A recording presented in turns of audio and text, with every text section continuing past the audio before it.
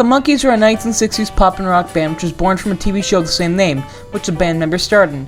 Originally conceived by Bob Rafelson and Bert Schneider for Scream Gems Productions, they hunted down for 4 young men to become the Monkees, which took heavy inspiration from the Beatles' first film, A Hard Day's Night. The show was quickly met with rave reviews after they re-edited the show's pilot, but the music had a split reception to it. This is due to the fact that, without the band even knowing at first, musical supervisor Don Kirshner was hired to streamline new songs to feature in the show. Don didn't allow the Monkees to play on their first 2 studio albums, and because of that, the press would quickly label the Monkees as fakes, who couldn't play or sing. The Monkees, being already cheated, used, and lied out of both their musical and artistic integrity, wanted to prove themselves to their critics. Thus, they started performing concerts, and by their 3rd album, they began playing their music until the band slowly died off in 1970. And for those who weren't paying attention to my babble about some old TV band a minute or two ago, they were basically the guys who did I'm a Believer before Smash Mouth ruined it at the end of Shrek. As individuals, the Monkees were Mike Nesmith, Mickey Dolenz, Davy Jones, and Peter Tork. As you can see from all their past, either being in a band or singing or playing on stage before the Monkees, they all had their fair share of performing and being very well musically inclined, so the myth about them being manufactured fakes is only half true. They were manufactured at first, but they did fight to perform and play their own music entirely. So, what does all that have to do with the concerts? The concerts and live performances proved to be the #1 thing that proved them as real musicians and singers, so I thought it'd be fun to see exactly just how long the Prefab Four performed live together. And no, I don't mean throughout their entire careers, like up till now, meaning no tours or well-known live performances outside of the 60s. So let's begin, shall we? Technically, the first time all 4 Monkees played together at all was on the set of the show's pilot episode in 1965. During one particular filming break, a stagehand let them know that the amps on stage were real and were all plugged in. So, they turned up their amps and began playing for the cast and crew. According to various interviews with both Peter Tork and Mike Nesmith, the 2 songs they played were Johnny B. Good and Kansas City. After this, they rehearsed constantly, up until Don Kirshner was hired to streamline it all and forbid the Monkees from playing. Later, in early 1966, Screen Gems held a block party to celebrate the show's airing, a week before the show came to air. Instruments were rented for the Monkees to play, but unfortunately, there seems to be no records of what songs they performed. I count these 2 moments as the Monkees' first 2 public appearances and/or performances, predating any official tour.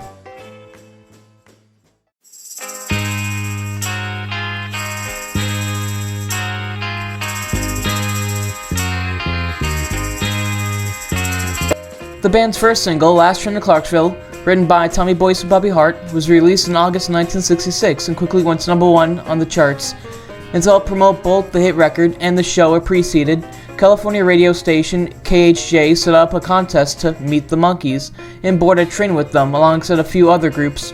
General participants were invited to the event, but the contest winners got to be taken to the back of the train where they got to see an early screening of the Monkees' official first episode. The Monkees themselves played Last Train to Clarksville, as well as an early version of Mike Nesmith's original song, Papa Jean's Blues, and the cover of Baker Knight's song, She's So Far Out, She's In. The train went to and then back from Del Mar, California, which was renamed Clarksville for the day by the town's mayor for the event.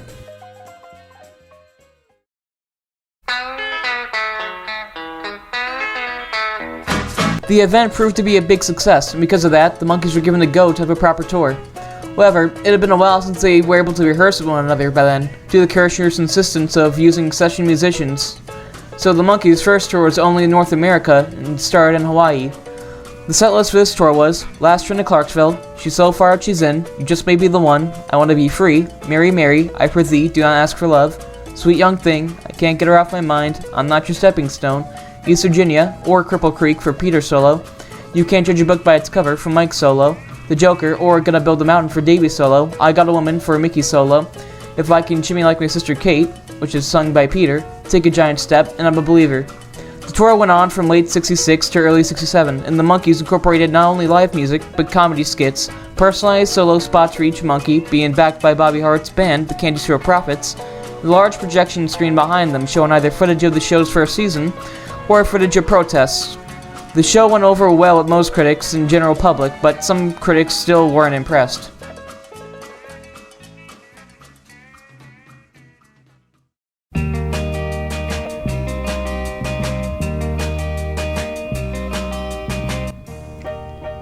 In 1967, the Monkees began filming their show's second season, and put out their third album called Headquarters. To promote the new series, the Monkees took a much bigger tour all across the US and the UK. This time around, they added costume changes, a psychedelic light show near the end of the concert, and added an opening act. But we'll talk about that in a minute.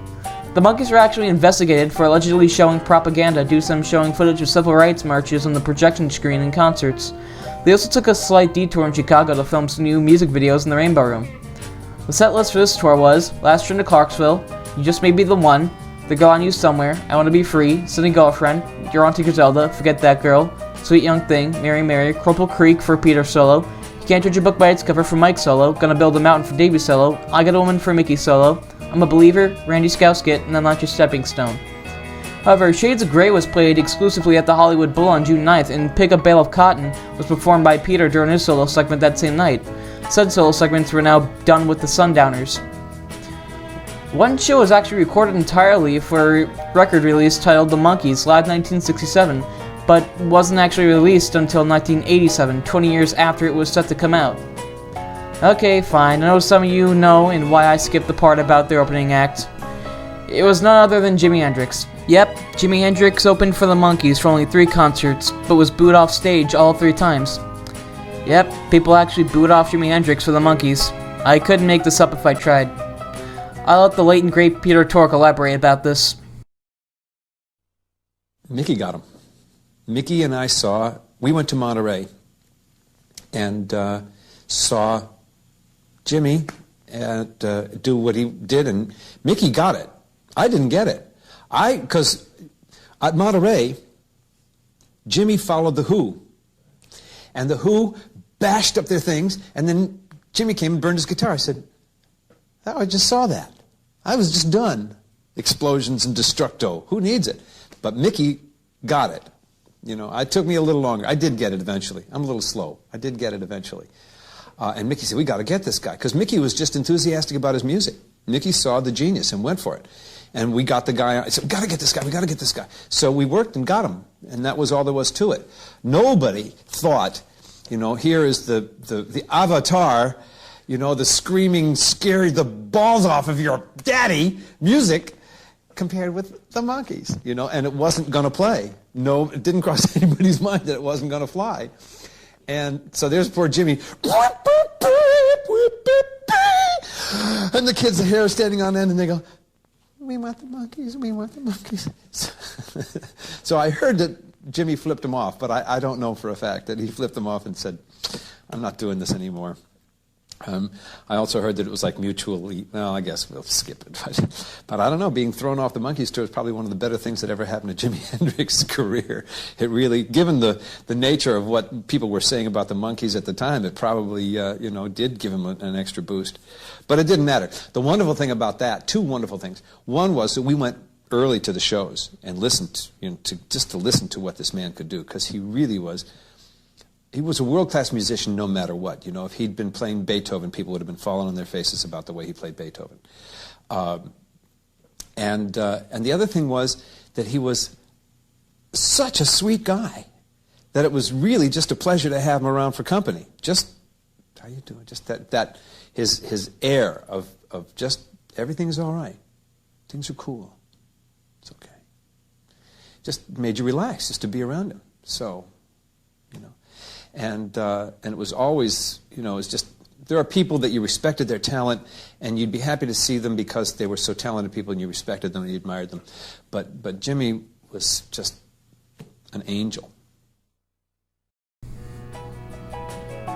Before I move on to 1968, I'd like to show Mike's recountings of one concert that went horribly south real quick in the beginning. The Coliseum is like off to one side of the plaza, the hotel's off to the other side. The subway empties into the plaza. We're getting ready for the show. We're all dressed up. Got on our 4 alike suits. And me in the green hat. I mean, we are the Monkees. We get into the elevator, doop, doop, doop, doop. And just for contrariness, I push the closed door button before anybody else gets on. And we are now isolated from our security. Just the four of us alone in the elevator, which is kind of, oh, isn't this fun? Oh, we're naughty little boys. Isn't this going to be good? Of course, what we were about to do was descend into the jaws of our own fame. The elevator begins to go down. I realize, I don't know where we're going. And I look at the guy and say, you know where we're going? He said, I don't know where we're going. The elevator goes down like 3 floors and opens, and it's kind of a mezzanine foyer. I don't know, it's kind of empty, and I stick my head out. The other 3 guys stick their heads out. And we walk out of the elevator, and I stand there and say, well, this is not the limo, obviously not the limo. I figured we just go down, you know, we fool the security and go down and get into the car, you know, go through the little wall of security that gets to the car. I look around, and it's nobody. I start to get back on the elevator, and the doors close. And we're now in this lobby. And I look down, and down the hall is about 14 girls, 14, 15 young women. And they look, and they see us, and the chase is on. And they come dashing down the and well, just your natural instinct is just to run, which is what we did. We're running down the thing, down the stairs, and blast out of an exit door into the plaza, which is where all the people are coming for the concert. And and these girls, like a snowball, have picked up like another 30 or 40 people with them. So they all come out the door, and we're tearing across the plaza, further and further into the mouth of the beast. And these 30 girls, Monkees, Davy, screaming after the back of us like this. We're running. I mean, and you have to understand that if you get caught, it's not like you're a human being anymore. It's like you're a souvenir. And they don't care what part of you they're going to take home. They're going to take home some part of you. And it's not just clothing we're talking about either. We're talking about eyes and wisdom teeth and whatever they can rip off. So you're dashing across this place, and these people are screaming, and everybody turns, and now it's like 1,000 people see us running across this thing, and they all begin to converge. And it's like, I don't know, I can't imagine what this thing must look like from 16 stories up, but all I see is a police car. And to me, it is an oasis, safe haven. And I said, the police car. And we run over to the police car, and into the back seat, boom, shut the door, and these 2 cops sitting there having coffee and donuts, sitting there looking at each other, and go, and they turn around and look through the cage back at us, and at that time, this sea of humanity sweeps over the police car. It's rocking from side to side. All the faces are pressed up against the window like this. And I said, we're the Monkees. Just drive out of here. Just drive out of here. And they took us to the Cincinnati police station, which then they called the arena, and then they took us in the back way to the arena. Yeah, sometimes it got right out of control. That was a good one. That was a good one, boy.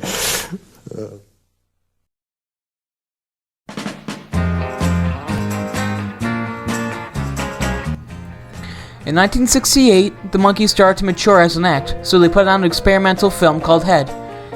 It was mostly written by Jack Nicholson. Yes, the actor. No, I'm not kidding. And for a concert segment for the film, the Monkees gave a free short concert in Salt Lake City, Utah, to 4,000 people. The Monkees didn't have any solo segments for this concert, and were also a little late to perform. The only complete footage we have of the concert was for when they played Circle Sky, which was used in the movie. However, the rest of the show's recording is kept in legal limbo. The set list for this concert was Circle Sky, Just May Be the One, Sunday Girlfriend, Bach's 2-part Invention in F major, Last Train to Clarksville, I Want to Be Free, Cuddly Toy, Forget That Girl, The Girl I Knew Somewhere, You Told Me, and Mary Mary. Besides Head, the Monkees had a tour in Australia and Japan. They back in band for any solo spots, then were replaced with a band called The Floral. The set list for this tour was Last Train to Clarksville, I Want to Be Free, D.W. Washburn, Sunny Girlfriend, Daydream Believer, Cuddly Toy, Salesman, It's Nice to Be With You, Mary Mary, Cindy and Peter Percival Patterson's Pet Pig Porky for Peter solo, Johnny Be Good for Mike solo, Gonna Build a Mountain for Davey solo, I Got a Woman for Mickey solo, I'm a Believer, and I'm Not Your Stepping Stone. One concert in Japan was actually recorded and circulated around as a bootleg for years, although there are a couple songs missing from the bootleg. It's up on YouTube if you want to hear it. Now here's one more funny story from Peter. One time in particular, we were on the road in Osaka, and after all the furor about the Monkees aren't a real band and are we going to make our own records and stuff like that, we caught fire. I remember the song we were doing. We were doing "Sunny Girlfriend," Mike's song, and there was something about that song and something about that feel. We just hit the pocket. It was like wonderful. It was transportational, just the kind of thing that I got into music to do in the first place. And we're playing to 18,000 screaming kids, and Davey banging a tambourine, and he comes waltzing over to me right in the middle of the thing, in the middle of this wonderful thing, and yells at me over the noise of he says, "We're going to form a group!"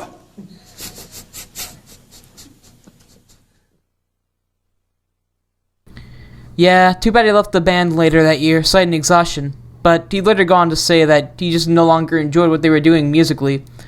This left the Monkees as a trio in 1969.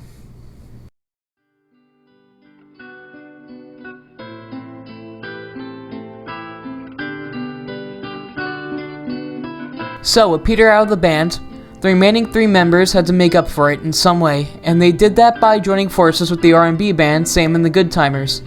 They made various appearances on television, both with and without the Good Timers. This was to promote themselves heavily since their popularity was starting to die out by then. The set list for this tour was I'm a Believer, Pleasant Valley Sunday, Tapioca Tundra, I Wanna Be Free, Show Me, A Man Without a Dream, Daydream Believer, Going Down, Someday Man, Listen to the Band, Don't Wait Up for Me, Get On Up, or Summertime for Mickey solo, For Once in My Life for Davey's solo, and Johnny Be Good for Mike's solo. They ended each set with an R&B reprise of I'm a Believer, where Mickey and Davey would swap verses. Last Train to Clarksville was played on different nights, Salesman was performed once in Hawaii in April, and a song called Mommy and Daddy was reportedly played in Salt Lake City, Utah in December of the same year. They made appearances in the Joey Bishop Show, the Johnny Cash Show, and the Glenn Campbell Good Time Hour. Despite all their attempts to bounce back in popularity, nothing seemed to work, so Mike Nesmith abandoned Mickey and Davey and started a new country rock band called the First National Band. Mickey and Davey went out as a duo, popping up in small clubs, and putting out an album called Changes in early 1970. But it wasn't too long after the release of Changes that the remaining 2 members put the Monkees project out of its misery.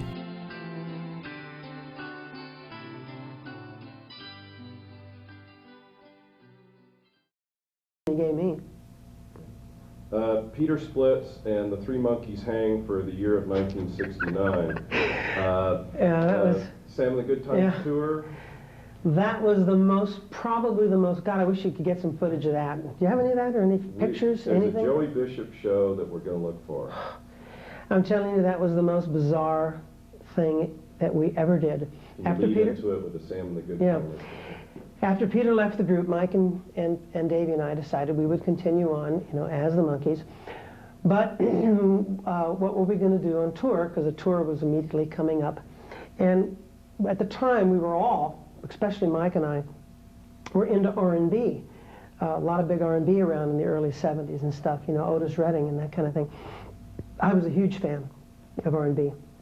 So somewhere, somebody, probably me or Mike and I, came up with this idea that since Peter wasn't with us any longer, he played bass, we couldn't possibly just the 3 of us go out alone, because Davey didn't play a musical instrument. He played a lot of percussion, which is real important, but we couldn't get by, obviously, with drums and a guitar. So we thought, we'll get a band, we'll get a backup band, but instead of getting just a normal backup band, let's get an R&B backup band. They can also open the show, do some Otis Redding and some Aretha Franklin. And we were really into it. And so we got this band called Sam and the Good Timers. We found them down here in Hollywood, and they were all ready for it. They loved it. They were having a great time. And they all wore their tuxedos, and they had little stands. Everyone had all the horn players had little stands that said Sam and the Good Timers on them.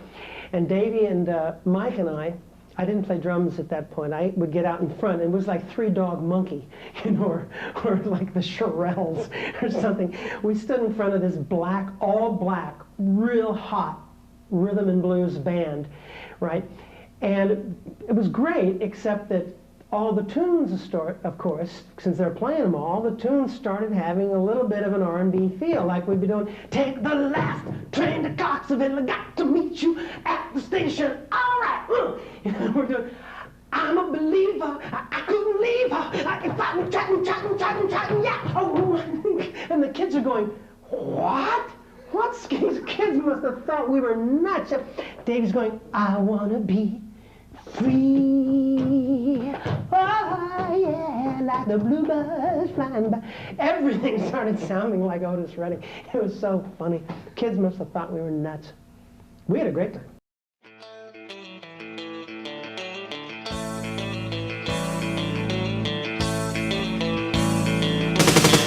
And that was the end of not only the Monkees as a live act, but as a band entirely. They went out, not with a bang, but with a whimper. All four Monkees wouldn't consistently tour together again until the late 1990s to promote their new reunion album, Just Us.